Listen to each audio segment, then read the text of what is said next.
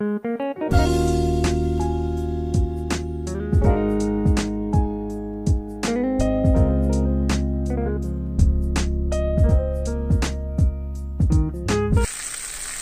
Friends, welcome to Sathya சமையல்.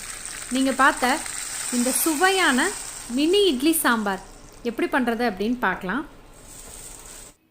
குக்கரில் நான் இன்றைக்கி 1/2 கப் அளவுக்கு துவரம்பருப்பு எடுத்து 2-3 வாட்டி கழுவிட்டு எடுத்திருக்கேன். பருப்பு மூழ்கிறத விட கொஞ்சம் அதிகமாக தண்ணி சேர்த்துக்கலாம். இதில் 1/2 ஸ்பூன் அளவுக்கு எண்ணெய் சேர்த்து குக்கரில் 4-5 விசில் விட்டு பருப்பை நல்லா மசிய வேக வச்சு எடுத்துக்கலாம்.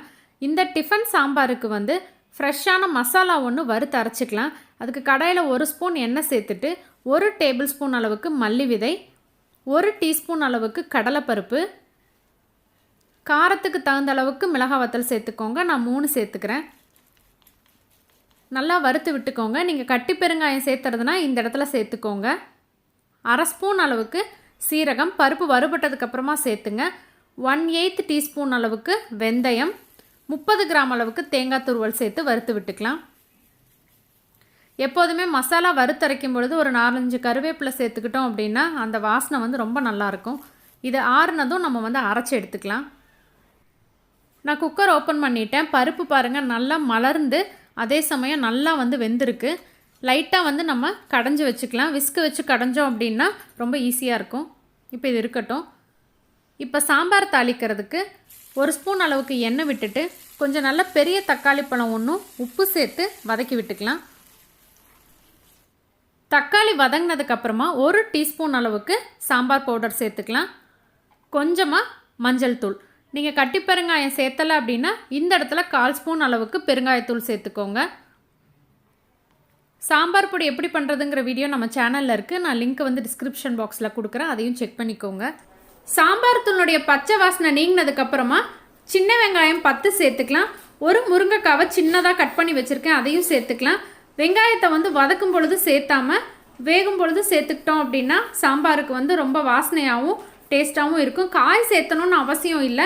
இதே சாம்பார் நல்லா திக்னஸாக அளவான இனிப்போடு வேணும் அப்படின்னு நினச்சோன்னா நம்ம பருப்பு வேக வைக்கும் பொழுதே அரசாணிக்காய், அதாவது மஞ்சள் பூசணிக்காய் அதில் சின்னதாக 2 துண்டு சேர்த்துக்கோங்க. இப்போ லேசான இனிப்போடு நல்லாயிருக்கும்.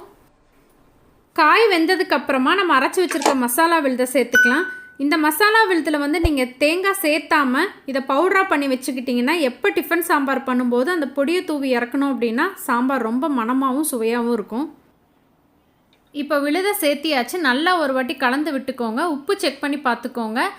உப்பு தேவைப்பட்டால் இந்த இடத்துல சேர்த்துக்கோங்க. மசாலனுடைய பச்சை வாசனை நீங்கி ஒரு கொதி வந்ததுக்கப்புறமா நம்ம ஏற்கனவே வேக வச்சுருக்க பருப்பை சேர்த்துக்கலாம்.